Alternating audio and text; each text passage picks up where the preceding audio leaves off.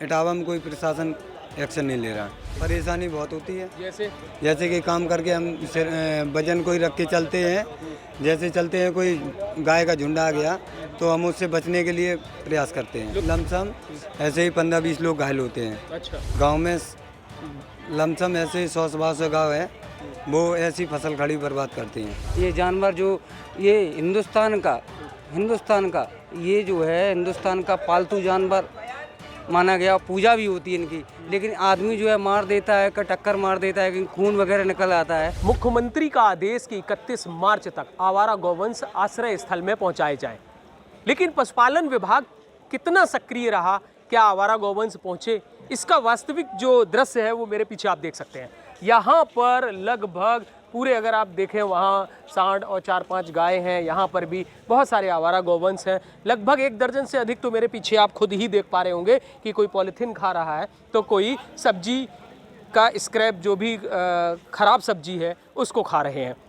इन आवारा गौवंशों से लगातार किसान ये शिकायत करते रहे कि यहाँ परेशानी तो है ही, साथ ही साथ यहाँ मंडी में भी लोग बहुत ज़्यादा परेशान दिखाई दे रहे हैं। मेरे साथ यहाँ कुछ लोग हैं, यह लोग आवारा गौवंश से इतने परेशान हैं कि ऐसी स्थिति में इनसे जानने की कोशिश करेंगे कि क्या वास्तव में आवारा गौवंशों से किस तरह की परेशानियाँ होती हैं।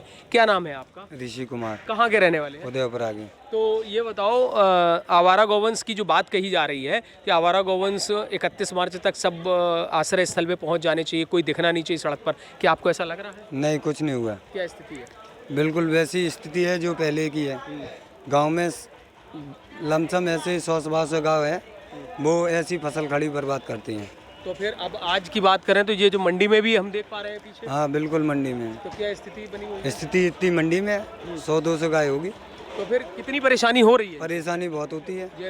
जैसे कि काम करके हम वजन कोई रख के चलते हैं, जैसे चलते हैं कोई गाय का झुंड आ गया तो हम उससे बचने के लिए प्रयास करते हैं। लोग चोटिल भी हो जाते हैं? हाँ, चोटिल होते, महीने में लमसम ऐसे ही 15-20 लोग घायल होते हैं। अच्छा। हाँ, लेकिन अब तो ये विभाग तो इस प्रयास में उसने दिखा दिया कि हमने तो सारे नहीं, इटावा में कोई प्रशासन एक्शन नहीं ले रहा।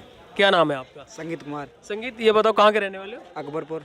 तो यहाँ जो आवारा गौवंश देख रहे हो, क्या लगता है कि विभाग ने ये अंदर कर पाए हैं कहीं? नहीं कर पाए सर। क्या स्थिति है? बहुत ही स्थिति खराब है। कितनी दिक्कतें हैं इनसे? बहुत दिक्कत होती है, ये लड़ते हैं तब मोटरसाइकिल टूट जाती हैं और आदमी भी चपेट में आ जाते हैं, उनको भी चोट लग जाती है। अच्छा, तो फिर ऐसी स्थिति में जब चोट लग जाती है तो आवारा गौवंशों से जो परेशानी आ रही है, तो ये इनको अंदर होना चाहिए? अंदर तो जरूर होना चाहिए सर, लेकिन हो नहीं रही है। कोई प्रशासन कोई सुन ही नहीं रहा है।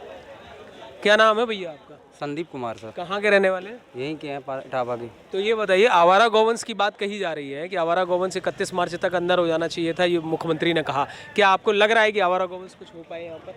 अभी तो सर कुछ हुआ नहीं है, लेकिन होना चाहिए। परेशान करते हैं, गाड़ियाँ वगैरह जाती, जाम लग जाता है इनकी वजह से। और कितनी दिक्कतें आती हैं? दिक्कतें क्या, जैसे कोई जानवर अगर सामने आ गया है और कोई ये ठोकर भी मार दे, उनको कट भी लग जाता है उनको, तो दिक्कत होती है। उनको नहीं होती जितना आदमियों को होती है दिक्कत। ये बताओ, ये जानवर जो ये हिंदुस्तान का ये जो है हिंदुस्तान का पालतू जानवर माना गया। पूजा भी होती है इनकी, लेकिन आदमी जो है मार देता है, टक्कर मार देता है, कि खून वगैरह निकल आता है, तो तकलीफ होती है, इंसानों को तकलीफ होती है। हाँ, तो लेकिन इससे जब ये लड़ जाते हैं तो क्या स्थिति होती है? सर, ये आपस में लड़ते हैं, वो तो उससे लोग चोटिल भी हो जाते हैं, बताते हैं? बिल्कुल होते हैं सर। क्या नाम है आपका? हमारा नाम श्याम किशोर है। आवारा गौवंश 31 मार्च तक सरकार ने कहा था कि सब आश्रय स्थल में पहुंच जाएं, क्या पहुंचे? अभी तो नहीं पहुंचे, अभी तो घूम रहे हैं मंडी में। आप देखिए। हाँ, कितनी दिक्कत है इनसे?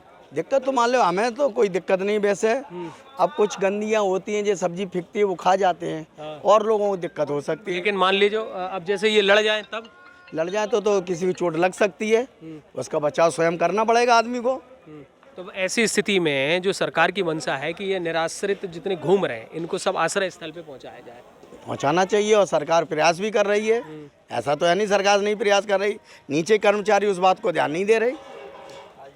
देखिए मेरे साथ ये वो लोग थे जिसमें किसान भी थे और मंडी के लोग हैं जो ये मानते हैं कि निराश्रित जितने भी गौवंश हैं इन सबसे कठिनाई है, कहीं ना कहीं अगर आपस में लड़ जाते हैं तो चोटिल भी होते हैं। और एक भाई ने तो यहाँ तक बताया कि अगर वाहन निकलता है और इससे ये घायल हो जाए तो भी तकलीफ की बात है। तब ऐसी स्थिति में यह देखना होगा कि पशुपालन विभाग की सक्रियता, क्या सरकार के निर्देश का उचित पालन किया गया या फिर वास्तविक स्थिति ऐसी ही बनी है कि अब ऐसी ही बनी रहेगी।